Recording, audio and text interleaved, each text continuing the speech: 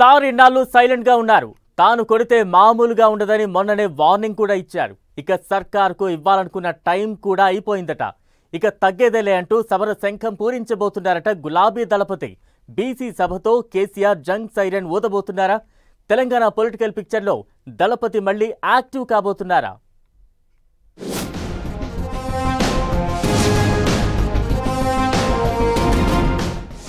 BC కులగణనపై పోరాటానికి సిద్ధమవుతున్న BRS. Kamareddy వేదికగా గులాబీ దళపతి గర్జించబోతున్నారా? తెలంగాణ పాలిటిక్స్ లో కేసీఆర్ మళ్లీ యాక్టివ్ కాబోతున్నారా?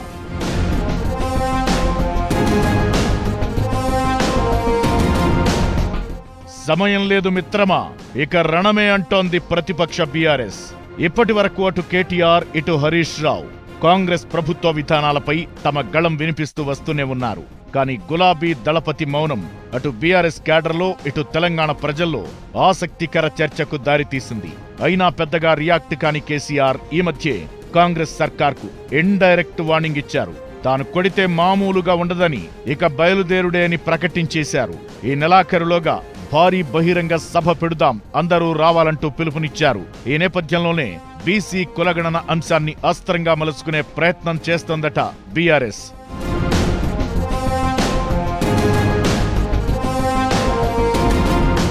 స్థానిక సంస్థల ఎన్నికల్లో బీసీలకు 42% రిజర్వేషన్ ఇస్తామన్న కాంగ్రెస్ పార్టీ చట్టపరంగా కుదరకపోతే పార్టీ పరంగా ఇస్తామంటూ చెబుతోంది. అయితే కులగణన ప్రక్రియనే సరిగ్గా జరగలేదని రీసర్వే చేయాలని బీఆర్ఎస్ డిమాండ్ చేస్తోంది. బీసీ జనాభాను 5.5% తగ్గించారని, దాదాపు 22 లక్షల మంది ఉన్నవారిని లేనట్లుగా చూపించారని ఆరోపిస్తున్నారు బీఆర్ఎస్ నేతలు.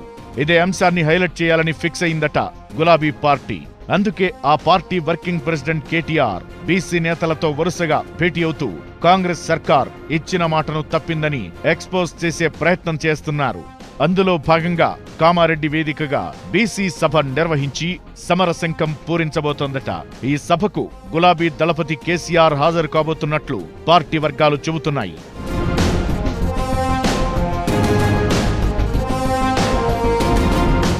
కులగణనతో తమకు ఎంతో మైలేజ్ వస్తుందని హస్తం పార్టీ నేతలు భావిస్తే అంతా తప్పుల తడకాని ప్రతిపక్షాలతో పాటు బీసీ సంఘాలు గళమెత్తుతున్నాయి. దీంతో రాజకీయమంతా బీసీ జనాభా చుట్టే తిరుగుతోంది. కులగణన, బీసీ రిజర్వేషన్ల అంశాలు ప్రతిపక్షాలకు అస్త్రంగా మారాయి. ప్రధాన ప్రతిపక్షం బీఆర్ఎస్ బీసీ కులగణనను పొలిటికల్ ఎజెండాగా మార్చుకుంటోంది. కులగణన సర్వే రిపోర్ట్ ఓ చిత్తు కాగితంతో సమానమని, ఈ మాట కాంగ్రెస్ ఎమ్మెల్సీనే స్వయంగా చెప్పారని రేవంత్ సర్కార్ను కార్నర్ చేస్తున్నారు బీఆర్ఎస్ వర్కింగ్ ప్రెసిడెంట్ కేటీఆర్. ఈ క్రమంలోనే పార్టీ బీసీ నేతలతో సమావేశమై చర్చించారు. కులగణనపై సాకులు చెప్పొద్దని, రీసర్వే చేయించాలని డిమాండ్ చేశారు.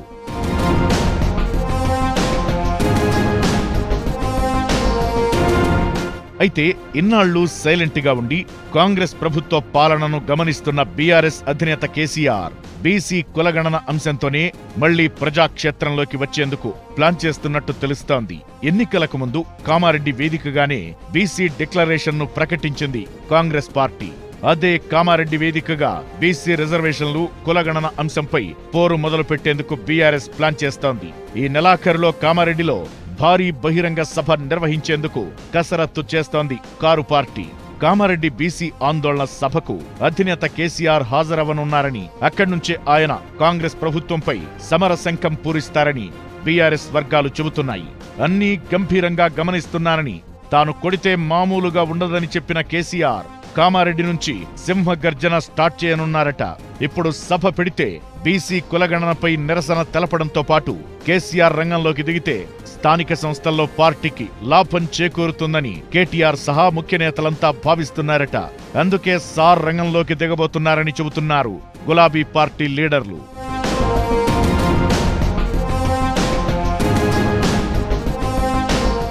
బీసీ సభతో కేసీఆర్ పొలిటికల్ గా యాక్టివ్ అయితే ఇప్పుడున్న పరిస్థితుల్లో బీఆర్ఎస్ కు చాలా ప్లస్ అవుతుందంటున్నారు పార్టీ నేతలు.